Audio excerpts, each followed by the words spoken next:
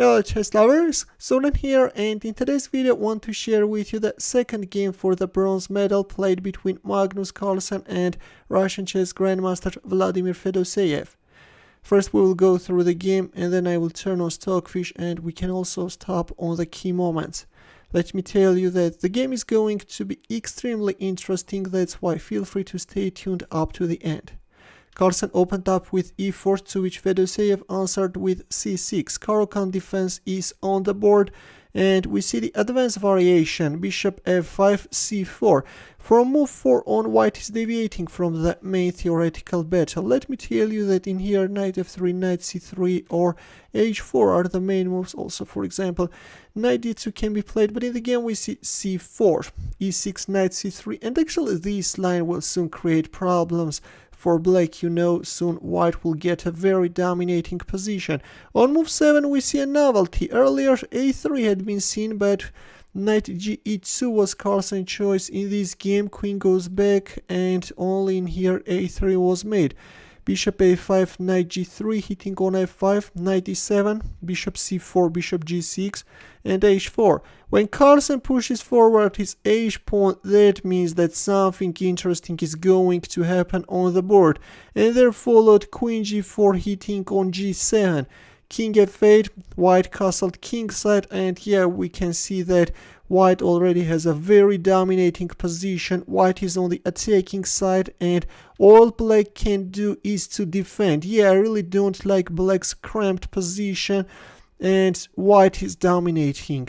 White is dominating and it's difficult for Fedoseev to play this position.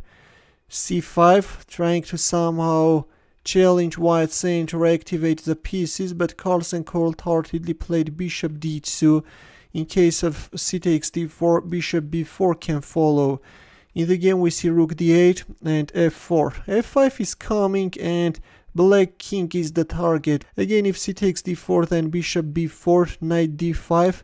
There followed f5. This is very interesting. Carlsen is allowing knight e3 fork. But interestingly, after queen f3 we don't see knight takes f1, instead black captured on f5. Okay, we will stop on this once I go through the game. d5, emphasizing the vulnerability of this bishop. Bishop b6, bishop c4, not allowing the pawn to move forward. King g8, d6. Yeah, we have a protected passed pawn, queen h4 hitting on c4 and b3. According to Stockfish, better was queen e2, maintaining the possibility of also going for rook takes f5. Instead we see b3, rook d7, queen e2, queen g4, and at this point Carlsen made a very beautiful move. Can you find his next move? Ready? There we have it. Carlsen went for an exchange sacrifice. Black accepted the exchange sacrifice and we have rook f1, queen g5, bishop d2, queen d8, and again white queen occupied the g4 square. Black queen is kicked away and now white can cold-heartedly proceed with the attack. Yeah, black is almost like in a Zugzwang type position, you know, that's why a6 was made a waiting move, at the same time taking under control the b5 square, but Carlsen is not even interested in winning this rook. The bishop is stronger, of course. After a6, Carlsen made another fantastic move which you can give a try to find. Ready? There we have it. This time we see the second rook sacrifice. This is fantastic, guys, and I'm sure that this game is going to be treasured in his book. King takes f7, queen takes e6 check. The sacrifice allows white to destroy opponent's defensive shield and victory is just a matter of moves. In here Carlsen announced some checks, I guess, in order to pass the 40 move control, and then e6 followed. Queen f6, e takes d7. An exchange on g6 followed, but still black's position remains hopeless. This pawn on g6 is just demoralizing black's position. h5 king f2, h4 bishop g4, covering the h5 square, not allowing black to activate his rook. And very quickly, once white king stepped on e5, resignation followed. Sorry, e4. Now white wants to play king f5 and then bishop g5, and there is no defense, you know. Yeah, it's over. These two passed pawns will do their job, and that's why on move 50 we have a resignation.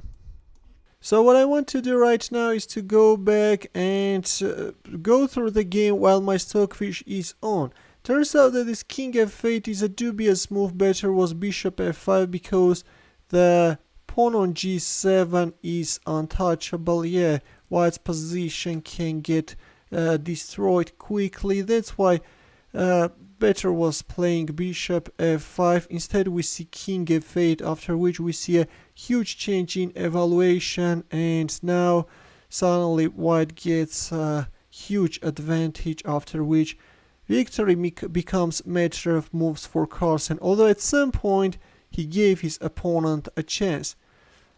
So we have already seen all this. And now if, for example, c takes d4, then just bishop c4 and then f4, or first rook c1 and then f4. Yep, and white is managing to proceed with the attack, no problem at all. Instead we see rook d8 and f4 followed.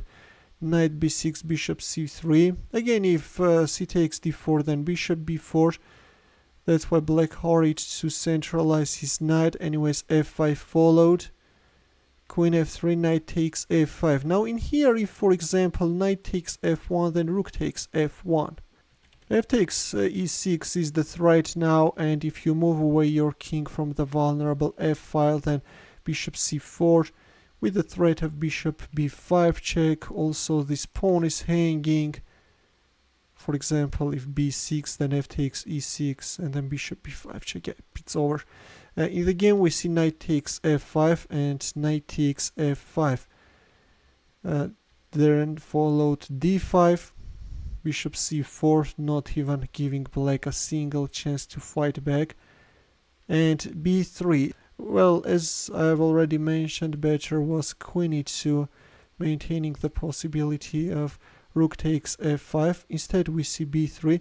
But what if after queen e2 black plays bishop g4, then queen e4, right?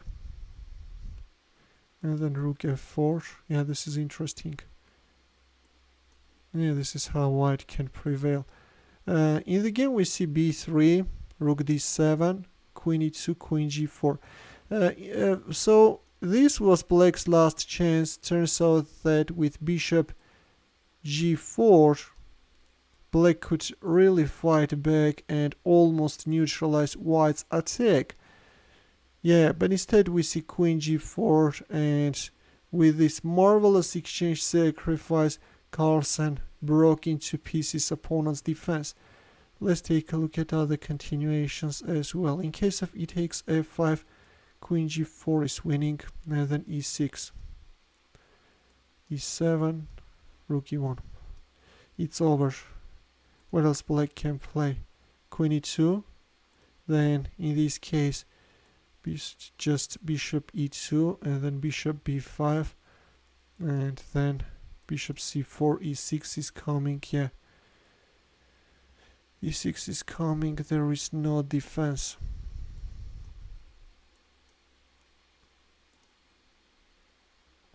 Let's go back in the game. We see queen takes f5, and then the second rook joined the attack. Black queen is kicked away. White queen is occupying the aggressive g4 square, and there followed the second rook sacrifice. Now in case of rook takes f7, queen takes e6 is again winning. Black's position is so cramped that just no way around to maneuver, and this is how white is winning. And yeah, the rest is clear.